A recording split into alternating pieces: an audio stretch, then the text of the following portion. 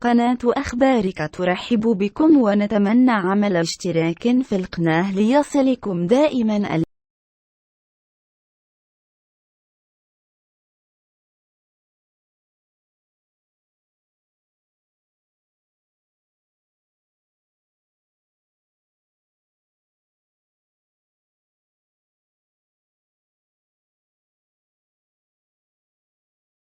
اليوم الاثنين من مصادر مطلعة أن محكمة الاستئناف بمدينة الدار البيضاء حددت يوم الأربعاء 5 أبريل المقبل موعداً لانطلاق أولى جلسات التحقيق مع المتهمين الموقوفين في قضية مقتل النائب البرلماني عبد اللطيف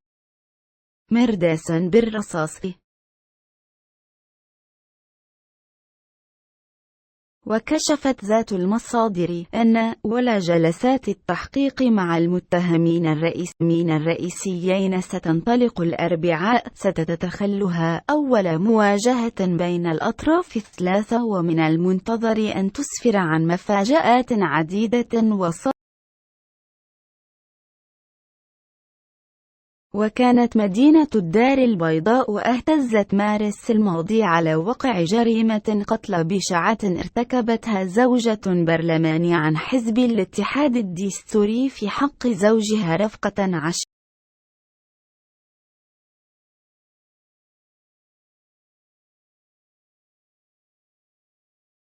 قناة أخبارك ترحب بكم ونتمنى عمل اشتراك في القناة ليصلكم دائما